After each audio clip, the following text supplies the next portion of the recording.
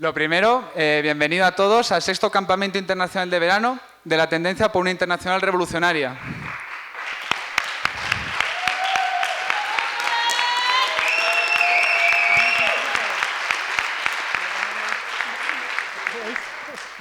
Este último año hemos visto como militante revolucionario cómo se ha desencadenado la guerra en Ucrania, cómo la pandemia está dando los últimos coletazos y cómo nos vemos abocados a otra crisis económica y aumento de la inflación.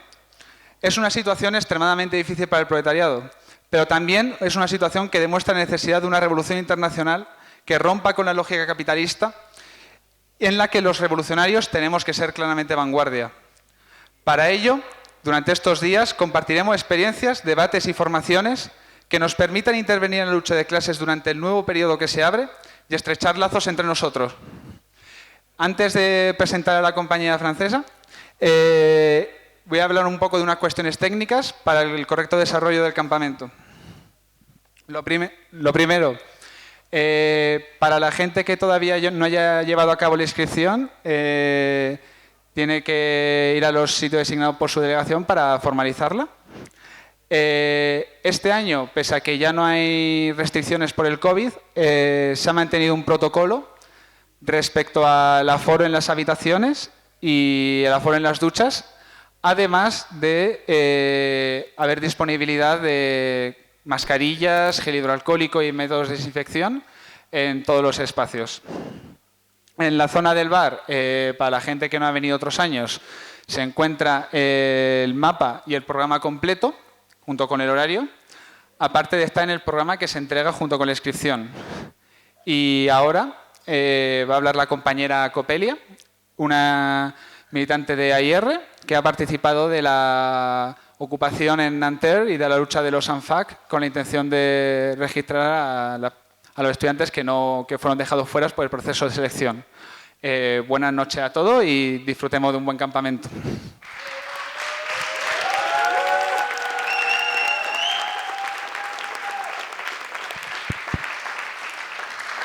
Ouais. Déjà, bienvenue à toutes et à tous dans ce 6e camp de la TIR. Ok, j'attends un peu. Ouais, pas de problème pour les changements de traducteur. Donc, bienvenue à toutes et à tous pour ce 6e camp de la TIR, la Tendance pour une internationale révolutionnaire, membre du secrétariat unifié de la 4e internationale. C'est important d'être dans ce camp pour réfléchir, nous organiser, analyser la situation face à la barbarie capitaliste qui a des conséquences en fait sur tous les aspects de nos vies. Par exemple, la catastrophe climatique que les scientifiques y prévoyaient. Là, c'est plus une mise en garde, je fais moins vite, c'est plus une mise en garde pour les 10 ou 15 ans qui arrivent. En fait, là, on y est. Et d'ailleurs, là-dessus, le gouvernement français, il a une certaine hypocrisie et une mauvaise foi sur la question des incendies. En France, les incendies, là, c'est 25 000 hectares qui sont partis en fumée. Et le gouvernement nous dit que les coupables de ce bilan catastrophique, ça serait des criminels qui jettent des mégots de cigarettes ou même des ouvriers dans les chantiers qui seraient négligents. Je dis ça parce que le ministère de la Transition écologique, il a dit que l'activité humaine est la principale cause du déclenchement d'incendies. C'est 9 incendies sur 10. Que ce soit du fait d'une activité économique, chantier de BTP, activité agricole, ou bien d'une activité du quotidien, mégots de cigarettes, barbecue ou feu de camp. Et là-dessus, le ministère, il dit que 96% donc, de ces feux qui sont provoqués par des hommes sont dus à des imprudences et à des comportements qui sont dangereux, aussi bien de touristes que de riverains.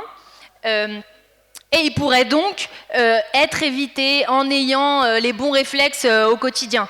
Mais enfin, en gros, ils nous prennent pour qui, quoi? On voit bien qu'en fait, c'est surtout que les capitalistes, ils ont tellement détruit la planète pour leur profit que maintenant, ils ont du mal à maîtriser la situation. Pour prendre juste 2 exemples, regardez en Gironde, qui est un incendie qui est énorme, le plus important. Il y a 21 000 hectares qui sont partis en fumée. C'est en 2 incendies. Ça a commencé le 12 juillet. Ils ne sont toujours pas éteints depuis le 12 juillet. Dans l'incendie dans les Landes, ils n'arrivent toujours pas à maîtriser la propagation de l'incendie. Le fait que l'incendie il évolue, ils n'arrivent toujours pas à le maîtriser. Et l'une des raisons pour lesquels ils ont cette difficulté-là, c'est la canicule, ils le disent eux-mêmes. Et aussi, il y a la question du nombre d'avions qui serait insuffisant. En gros, là-dessus, le porte-parole de la sécurité civile, il dit « Ouais, mais on peut pas mobiliser nos avions en Gironde tous les jours ». Bon, on voit bien l'impasse du système capitaliste. Si on prend l'exemple des incendies en Californie, il y en a toujours eu, sauf que maintenant, ils sont beaucoup plus graves, beaucoup plus importants. Les conséquences sur les vies des gens sont beaucoup plus graves et les forêts brûlent tout le temps. Mais pourquoi ? Parce qu'il n'y a plus d'eau maintenant dans les montagnes, dans ces montagnes-là qui, à la base, permettaient de contrôler, un peu réguler les incendies qu'il pouvait y avoir. En Italie, la fonte des glaces, le bilan, c'est quand même 6 morts et 8 blessés. Et ça, c'est pas fait par magie. L'effet du changement climatique, il est global. C'est le réchauffement climatique, la perte des espèces, la fonte des glaces, la montée des eaux. Tous les effets, ils sont sur l'environnement. Mais qui va souffrir de ces changements ? C'est notre classe.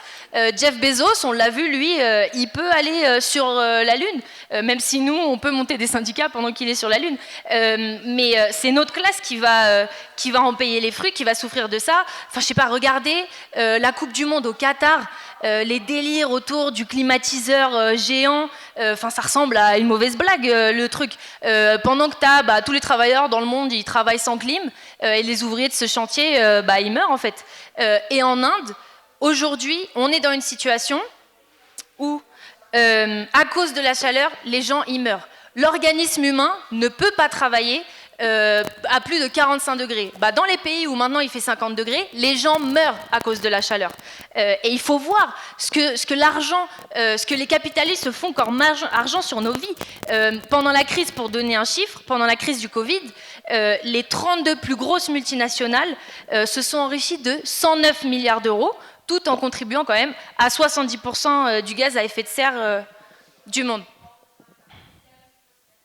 Je répète, je disais qu'il faut voir l'argent que les capitalistes ils se font sur notre dos. Et pendant la crise du Covid, on l'a vu. Et il y a un chiffre qui démontre ça, c'est qu'il y a 32 des plus grosses multinationales qui se sont enrichies pendant le Covid de 109 milliards d'euros, tout en contribuant à 70% des gaz à effet de serre dans le monde. Et ceux et celles qui réduisent ce problème à des gestes individuels, ils font que culpabiliser les gens. Par exemple, il y a certains courants politiques qui te disent ou qui te donnent l'impression que les femmes seraient les plus grands pollueurs du monde parce qu'elles utilisent des serviettes hygiéniques non biodégradables. Et ça, c'est un moyen, c'est quand même quelque chose qui vient de notre camp social et qui est quand même un moyen de mettre la pression sur les femmes, de faire culpabiliser les gens. Mais c'est ne pas voir le nombre d'émissions, par exemple, de CO2 qui est émis par le CAC 40 face au reste de la population, c'est un truc de ouf. Pour donner un chiffre, la production de 52% d'émissions de CO2, ils sont faits que par les 10% des plus riches.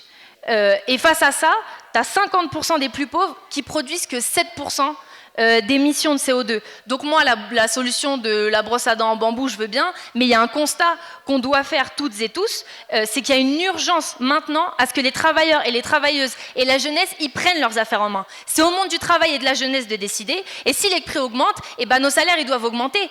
Là, en France, par exemple, l'inflation en France, elle a bondi à 5,8% par an en juin.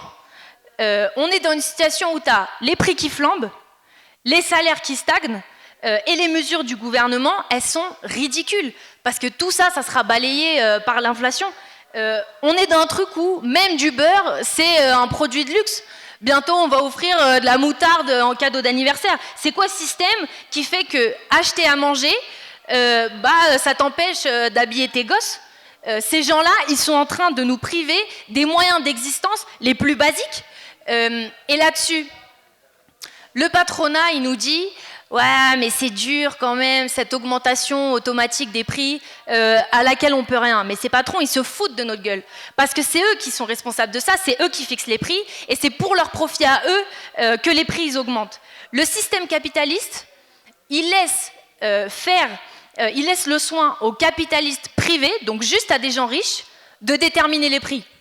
Bah donc c'est pas étonnant que les prix soient élevés. Enfin, vous voyez le délire. Bien évidemment, il n'y a pas de contrôle en gros de ce qu'on produit, de comment on le produit, de pourquoi, de combien. Par exemple, le système du pétrole. On voit bien que le système du pétrole, les prix, c'est un choix conscient de vendre à un prix qui est élevé. Parce qu'ils se disent, bon, de toute façon, les gens, ils vont acheter. Donc, en fait, ils profitent, bien évidemment, de cette inflation. Nous, on veut en finir avec la logique du profit qui génère une société qui est chaotique. Et face à ça, nous, on le dit clairement, on peut compter que sur nous-mêmes, sur nos luttes et sur les grèves. Et il y a eu et il y aura des luttes essentielles sur les salaires, pour faire payer les patrons, pour l'augmentation des salaires. Il y a besoin de lutte globale sur l'indexation des salaires sur les prix. Et il y a besoin de grève générale, de révolution à l'échelle internationale pour renverser ce système et abolir le salariat.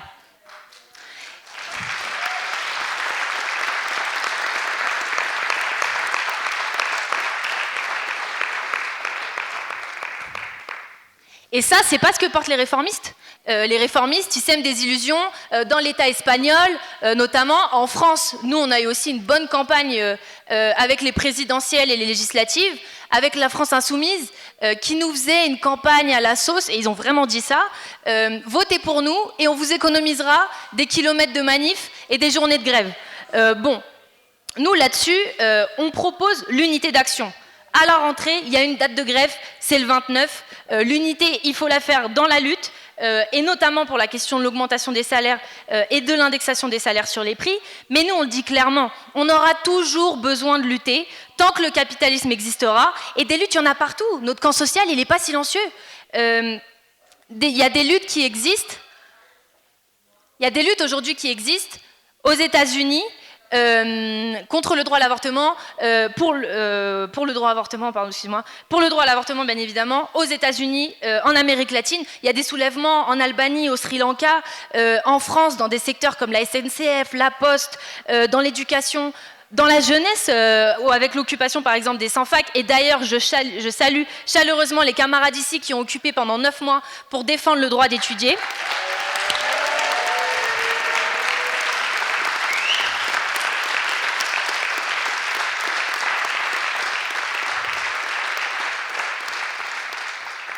Il faut qu'on donne des perspectives dans les luttes et qu'on propose un plan de bataille qui donne envie de se battre, qui donne confiance dans notre capacité à gagner des victoires par nous-mêmes.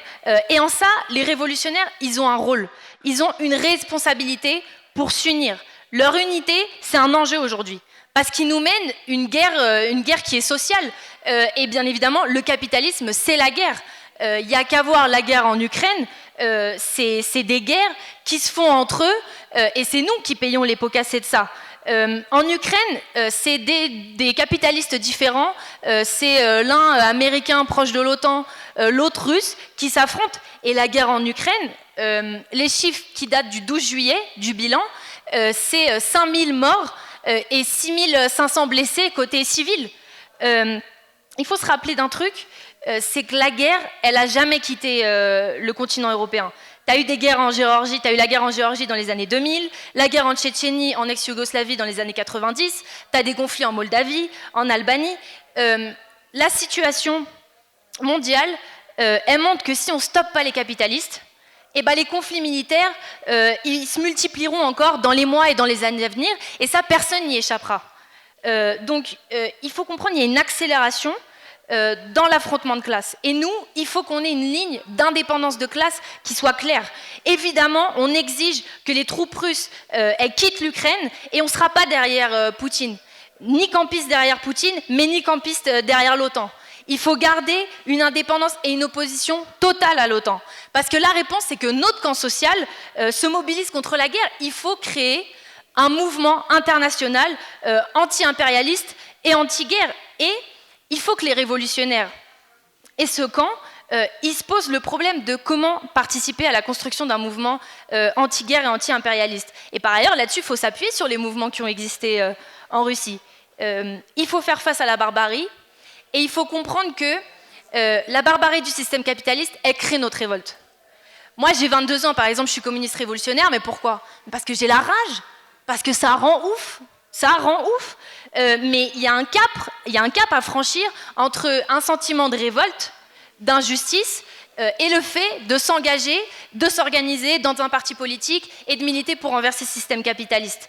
Et ben là-dessus, les militants révolutionnaires, ils ont un rôle à jouer pour proposer une stratégie qui convainc, mais pas comme une croyance, pas comme une foi, mais comme une conviction scientifique que c'est possible de renverser ce système capitaliste par des blocages, par des manifestations, par des mouvements d'ensemble et par la grève générale. Et que ce travail, il commence...